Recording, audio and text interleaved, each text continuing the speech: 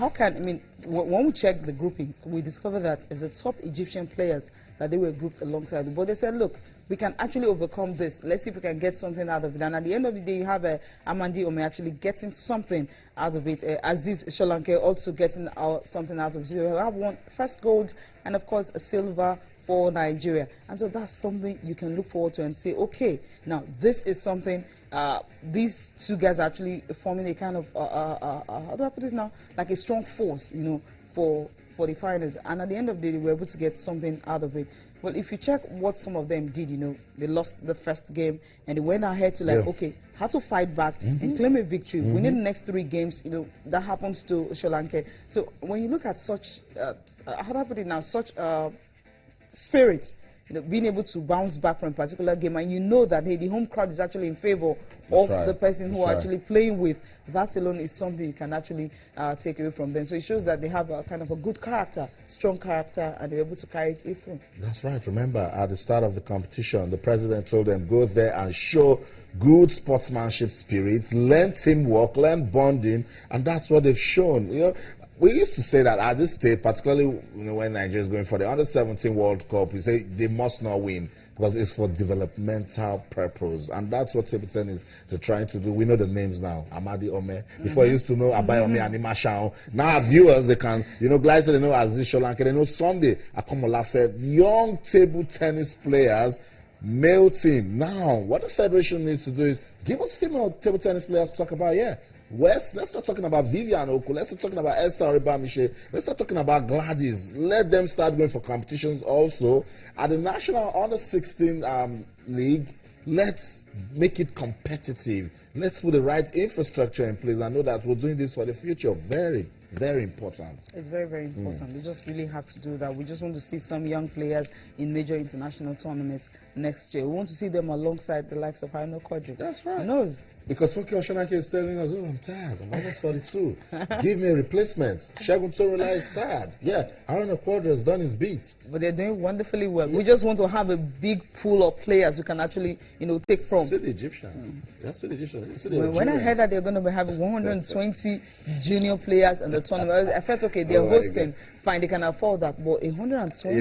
Whenever I remember the day you told me. And we had just how many? No, we're building. Okay, the day you told me about what they have as budget for the Olympics. Can I say it again? No, don't say you cracked me on big time. Let's do that. Okay, we're talking sports right here. Channel TV Sports Center in Lagos, Nigeria. Sports this morning, and right here. We just love talking sports. You know what? It gets more interesting when you are involved. We want you to talk to us this morning. What's going down in your action-packed world of sports? On Twitter, we're channels_sports, and on Facebook, we're channels-sports. You can also send us an email to sports@channelstv.com. Who in this continent of Africa is not talking about our crucial, very important second leg AFCON qualifying fixture between the Super Eagles of Nigeria and the Pharaohs of Egypt? We waited forever for the first leg. It has come and gone. 1-1. It's ended. And then Coach Samson Siasi and the Super Eagles team are saying, look, if Egypt can break our hearts in the last minute, we can go to Alexandria and then break their hearts in full time. That's the word coming from the Super Eagles camp. We will wait and see. That game will be played tomorrow. The team departs this morning. They should be airborne as we speak. So what will your Super Eagles of Nigeria? All the best as they go to Alexandria. Let's also get you talking. Use the hashtag Super Eagles. Use the hashtag Nigeria versus Egypt. Use the hashtag table tennis. The hashtag wrestling. So much to talk about. Hashtag MPFL. What a season we're having in the Nigeria Professional Football League. And I love it so much because it's getting better and better. Hold up. There is not a good news coming from Akure. What's going on with football fans in Akure? We'll talk about that one. No violence whatsoever. No misconduct is not allowed in football. Football should bring friends together. Football should also make us live as one. Unite the world. So we don't want to be talking about fans beating up officials, fans beating up players. Come on, it's 2016. Let's make our football admirable. We like the way the league is going. It can get better. Enugu Rangers, they are not looking back. They are back on top of the table. They have consolidated now 2 points different. MFM, they went to plateau and they still picked the points. But the struggle continues for Ikorodu united. That's the story of the Nigeria Professional Football League. Don't be in a hurry. We will talk about it. That's why you need to stay with us. We'll also let you know because all is coming down. Yes, so much coming down in your exciting world of sport. About the International Week, which of the games got you talking? It was England and Germany on social media. No one believed it. They came back 2 goals down right there in Germany, and then the English team won. I had to whisper down, we're getting ready for the Euros. Maybe this is the year for the English team. Action-packed for the sport. Cecilia, where should we go to? No, I know where we're going. We're staying right here. We need to talk about Nigeria versus Egypt. Okay, Austin, I know you were at the stadium, you understand. I wasn't at the stadium, but actually watched yeah. the TV. Sometimes it's better to watch it on TV. So I was wondering, I mean, when that thing happened, I mean, we can talk about fair play. Come on, we're in Africa, forget fair play. I mean, you just need to concentrate. 10, well, how the first minute? Not 91st, I mean, even when the game is over. I mean, 5 minutes plus until the final whistle, and you're already walking out of the pitch. That's when you take your eyes off the ball. Now, at that time when Obama was down, Stanley, I mean, he just left the guy, Muzi left the guy, and of course, before you know it, Salah was just there alone, and of course, he saw a free ball and checking into the net. Were you thinking the referee was going to blow? That's not a goal. Or what was going through your mind? Of course not. Okay. I knew the referee wasn't going to blow. Cecilia, it was just a moment of a lot of loss of concentration. I don't know. So I'm talking about you. What was going through your mind? I mean, a lot. I thought Nigeria already had it in the bag. I was getting ready to go to the media center for the press conference. You know, and Cecilia, I heard goal. Like, where? Did we score a second? No, it was Salah.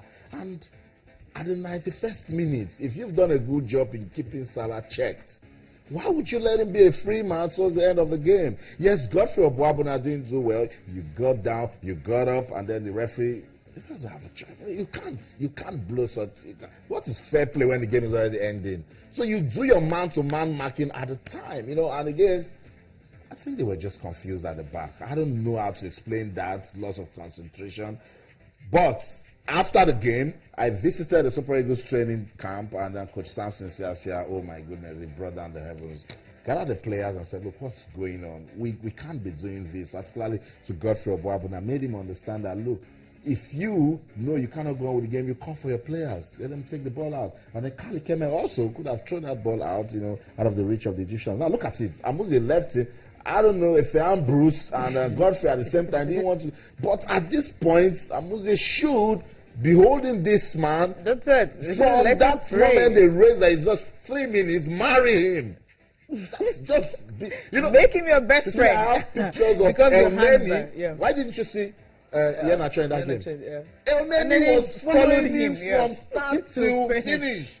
That was what they told him. You play with this guy in the English Premier League, man-to-man marking. El Neni, once he turns, he doesn't see Iheanacho. He starts going around until he picks out Iheanacho. The only time he didn't body check Iheanacho's ball struck the woodwork, and then the table scored. And that was it. And they will still tell El Neni. He was raising his hand. What was he thinking? But he played him on. He played him on. He was trying to move, but he said to defenders, we're not moving. So it's just loss of concentration. And again, it's a new team. Maybe they will learn from this, but as I said, it's not a good one. It's not a good one that they lost to the way sorry you had to witness it live. I know, well, Cecilia, so much talking points from this game. Now look at where El Neni is. He's on the ball. Iheanacho gets it. That was the only time. And El Neni left Iheanacho because he had to go mark the ball. That was the only time, and then we got the goal. So you see, at this stage, you just need to identify key players. How can you leave Salah alone? Okay. He had the whole time in the world to pick his spot and then place it. It was everyone at the stadium were heartbroken, but I want to appreciate the fans in Kaduna that we didn't see any form of violence, any form of trouble. I was so afraid when I landed up. 20,000 capacity stadium had 42,000.